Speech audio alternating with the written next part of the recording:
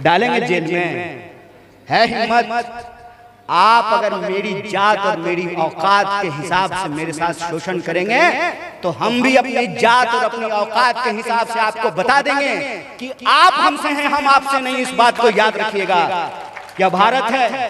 भारत की धरती पर अगर तैमूर लंक का इतिहास है तो बलकरण का भी इतिहास है। इस बात को याद रखिएगा। इस बात को याद रखिएगा कि ये भारत है जहां राम प्रसाद बिस्मिल और अशफाकुल्लाह खान, एक पंडित और एक खान मिलकर के इस देश की आजादी के लिए जान दिया था, जो कहता था सरफरोशी की तमन्ना अब हमारे दिल में है, देखना है जोड़ कितना बाजू में कातिल में है।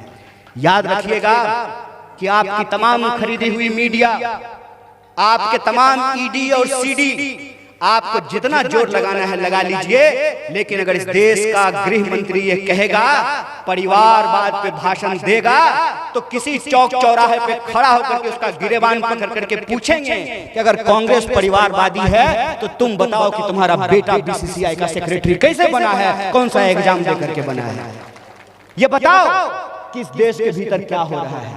क्यों हर मिनट किसी महिला के साथ अत्याचार हो रहा है? क्यों हर मिनट किसी दलित के साथ अत्याचार हो रहा है? क्यों हर मिनट इस देश के पिछड़े और अति पिछड़ों का अधिकार छीना जा रहा है? क्यों हर मिनट इस देश के भीतर किसान आत्महत्या कर रहे हैं? क्यों इस देश के भीतर हर मिनट कोई जवान आत्महत्या कर रहा है? इस सवाल का जवाब तुमको देना पड़ेगा। तुमको जितनी ताकत लगानी है अपनी झूठ की ताकत लगा लो, लेकिन याद रखना, बादल कितना भी घना क्यों ना हो, सूरज को चमकने से रोक नहीं सकता है। सूरज चमकेगा, वो सूरज चमकेगा, आफताब चमकेगा, उसको तुम रोक नहीं सकते। इस बात को याद रखना। आज हमारे देश की स्थिति यह है कि जो सच बोले उसको ये बदनाम करने की कोशिश करते हैं। क्यों राहुल गांधी को ये उल्टा पुल्टा बोलते हैं?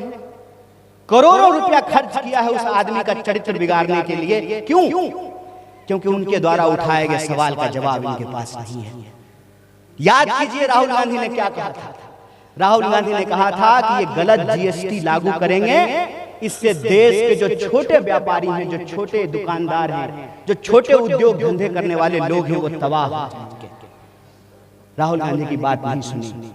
राहुल गांधी ने कहा कि आप नोटबंदी करेंगे तो इस देश के जो छोटे व्यापारी हैं वो बर्बाद हो जाएंगे, क्योंकि वो नकदी का व्यापार करते हैं, उनका लेन देन नकदी का होता है। जो अड़हतिये होते हैं, जो केला लाते हैं, सेब लाते हैं, जो बेचते हैं, खरीदते हैं, जो गोलगप्पे का ठेला लगाता है, जो छोटा दुकान चलाता है, जिसकी किराने की दुकान है, वो नोटबंदी से तबाह हो जाएगा। इन्होंने राहुल गांधी की बात नहीं सुनी।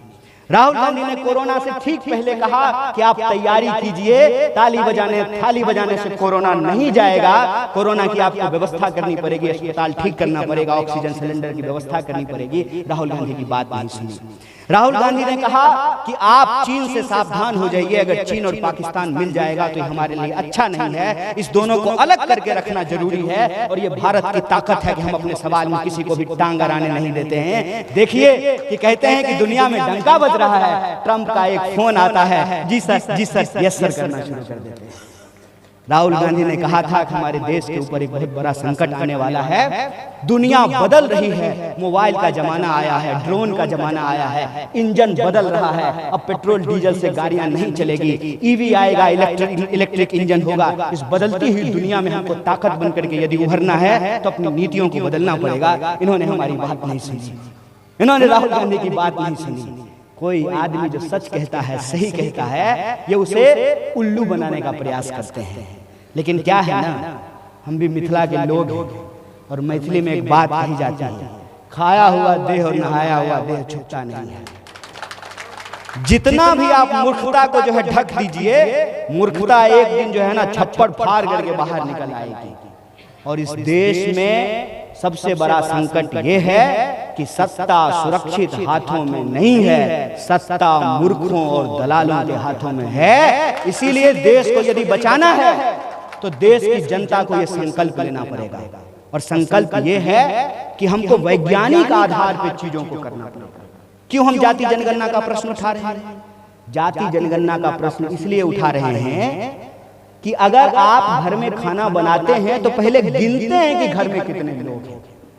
4 लोग हैं तो 4 लोगों का खाना बनाएंगे, 3 लोग होंगे तो 3 लोगों का खाना बनाएंगे, घर में है जो है 2 लोग तो खाना 30 लोगों का तो नहीं बनाएंगे। जाति जनगणना इसलिए जरूरी है कि आज हर चीज में डेटा की जरूरत होती है। अभी देखिए ना, अभी चुनाव आएगा जितने प्रत्याशी हैं सब अपना अपना बायोडाटा लेकर के आएंगे और जो जिस जाति का होगा सबसे पहले यही बताएगा। जानते हैं यहाँ पे 35,000 मुसलमान हैं, जानते हैं यहाँ पे इतना अति पिछड़ा है, यहाँ पे इतना ज्यादा है, यहाँ पे इतना ब्राह्मण है, सब डेटा लेकर के आता है। भाई साहब कौन सी ऐसी चीज में जिसपे डेटा की जरूरत नहीं होती है? तो चुनाव लड़ने के लिए डेटा की जरूरत है, हर चीज के लिए, भोज करने के लिए डेटा की जरूरत है। गांव में जितना लोग होगा उतना मन ही चावल बनाइएगा ना। शादी में कितना बाराती आ रहा है उसी के हिसाब से खाना बनाइएगा ना। श्राद्ध हो रहा है तो कितने लोगों को भोज खिलाना है उसी के हिसाब से जो है खाना बनाइएगा ना। कहीं पे जो है कहीं दावत है, वलीमा है, उसी के हिसाब से खाना बनेगा ना। ये जो है गिनती से क्या प्रॉब्लम है भाई? दूध का दूध पानी का पानी हो जाएगा। कौन किसका चुरा के दबा करके बैठा हो ये पता चल जाएगा। झूठ बोलने का क्या जरूरत है? अरे मान लीजिए कि बिस्फी में कितना ब्राह्मण है ये भी पता चल जाएगा, कितना मुसलमान है ये भी पता चल जाएगा, कितना भूमियार है ये भी पता चल जाएगा, कितना दलित है, पिछड़ा है, अति पिछड़ा, सब पता चल जाएगा। क्या दिक्कत है? दिक्कत तो उसी का होगा जिसके मन में चोर होगा। क्या दिक्कत है गिनती कर लेने से भाई? गिनती होगी, संख्या पता चल जाएगी, नियम बनाने में, नीति बनाने में, कानून बनाने में। और मैं कहता हूं कि सामाजिक न्याय की जरूरत सबको है। सामाजिक न्याय की जरूरत मुझे भी है। इस देश में अगर संविधान नहीं होता तो ऐसा नहीं है कि हमारे पास वही ताकत होता जो इस देश के जो है ज्यादा औकात वाले लोगों के पास ताकत होती है।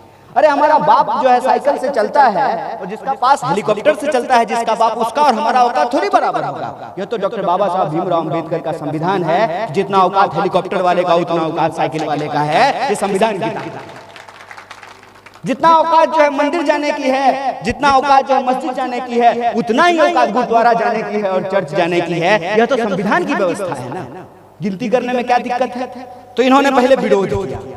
राहुल गांधी ने कहा चैलेंज करते हैं, पार्लियामेंट में खड़ा होकर के कहा चैलेंज करते हैं, जितना ताकत है तुम लगा लो, इसी लोकसभा में पास करके दिखाएंगे।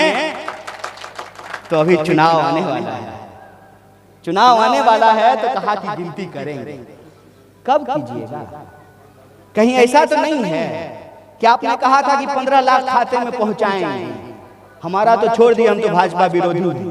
भाजपा सपोर्टर से पूछ लीजिएगा, 10 साल सरकार को है, होने का है, 15 लाख छोड़ो 10 लाख रुपया आया तुम्हारे खाते में? आप ही ने कहा था कि हर साल जो है 2 करोड़ नौकरी पड़ेगी। कितनी नौकरी मिली है भाई? नौकरी मिला है जो गृह मंत्री के बेटा को, हमको और आपको कुछ नहीं मिला है। बेरोजगारी 45 साल में देश में सबसे ज्यादा है। किसान आत्महत्या से दर सबसे ज्यादा है, जवान आत्महत्या दर सबसे ज्यादा है। कोई ऐसा क्षेत्र जो है इन्होंने छोड़ा नहीं जिसको अपने दोस्त को बेचा नहीं। जरूरत पड़ी तेल बेच दिया, रेल बेच दिया, भेल बेच दिया, जहां जो मौका मिल रहा है वही बेच दे रहा है। और कहते हैं कि व्यापार तो हमारे खून में है। एक तो इनका खून जो है ना वो बड़ा मजेदार है, वो मौसम की तरह है। कभी सिंदूर हो जाता है, कभी व्यापार हो जाता है, कभी कुछ हो जाता है। और कभी तो छोड़िए, कभी तो हमको लगता है कि इनके शरीर में खून है ही नहीं, क्योंकि ये नॉन बायोलॉजिकल है ना। खून तो बायोलॉजिकल लोगों के शरीर में होता है, ये तो नॉन बायोलॉजिकल है। ये हालत है, उस हालत में ये कह रहे हैं कि करेंगे। कब कीजिएगा? कर तो आप बहुत कुछ रहे हैं, अच्छे दिन आप पिछले 10 साल से ला रहे हैं। कब कीजिएगा? आप टाइमलाइन दीजिए, और जब कीजिएगा तो हम आपको एक बात और जोड़ करके बता देते हैं।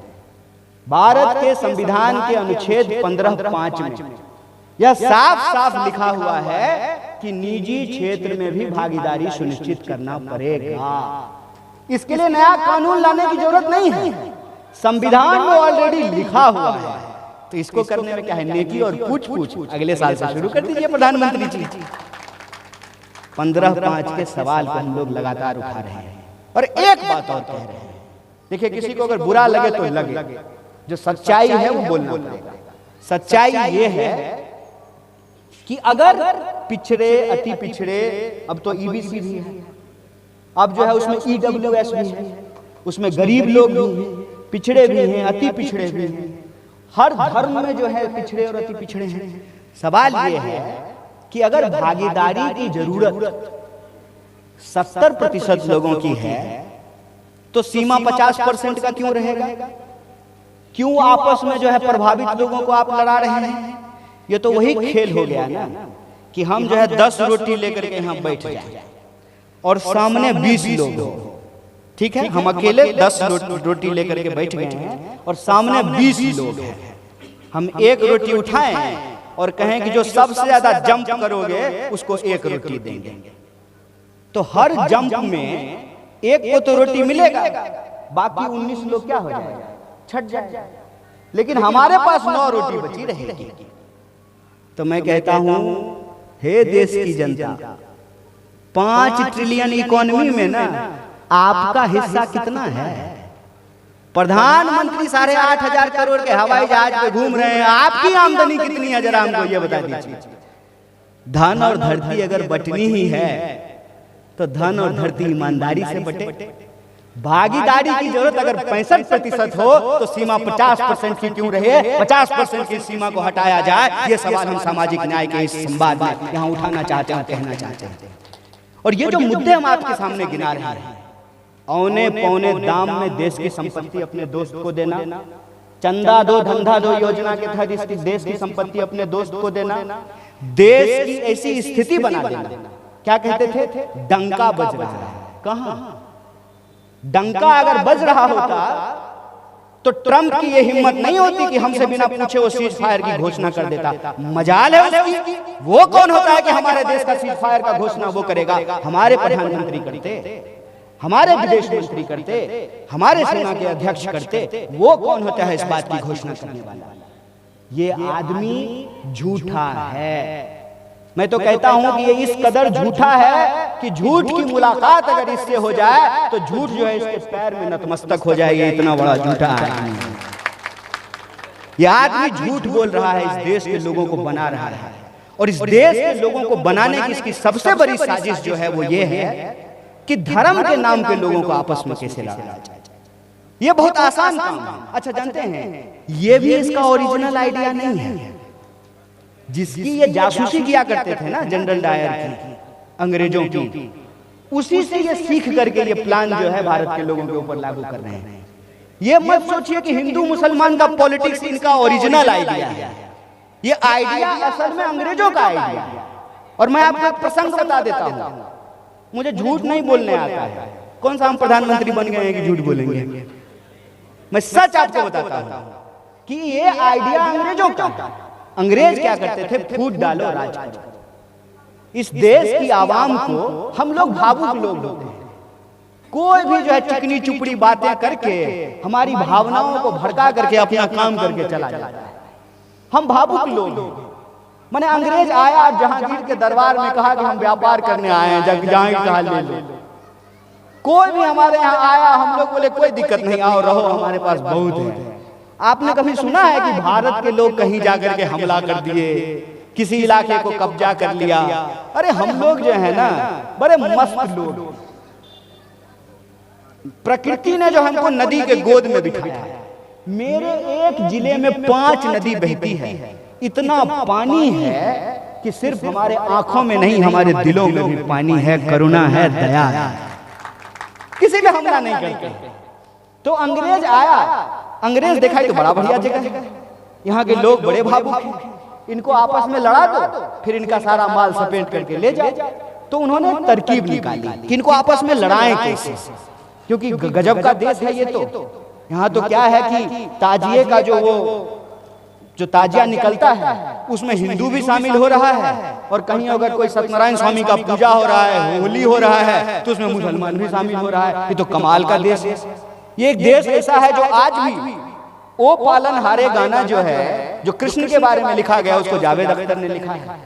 हिंदुओं के मंदिर में बजने वाले ज्यादातर गाने जो हैं वो रफी ने गाया है। रफी ने गाया है ये गाना कि राम जी की निकली सवारी, राम जी की लीला है न्यारे। ये मोहम्मद रफी का गाया हुआ गाना है।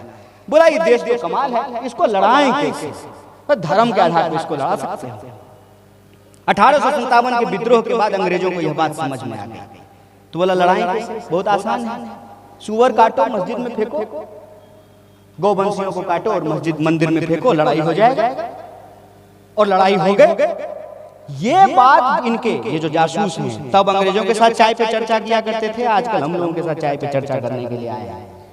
यही तरकीब अपना करके ये लोगों को आपस में लड़ा रहा है। 1857 और हम इसमें लड़ते रहते हैं। हमारा ध्यान, आप देखिए, हर 10 दिन 12 दिन 15 दिन में कोई ऐसा मुद्दा आएगा कि हम आपस में लड़ेंगे, पता चलेगा कि एक और चीज बिक गया, एक और कुछ घपला हो गया, एक और कोई चीज गायब कर दिया गया। इस साजिश को हमको समझना है।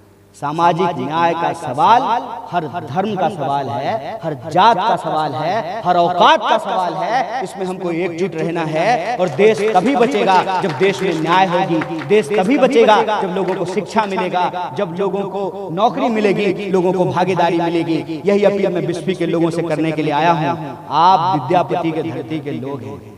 आपने अंधेरे में भी जो है दुनिया को रास्ता दिखाया है। बिहार में बदलाव के लिए आपके रास्ते की जरूरत है, आपके साथ की जरूरत है। इसी निवेदन के साथ मैं आपसे विदा लेता हूँ। बहुत बहुत शुक्रिया, बहुत बहुत धन्यवाद।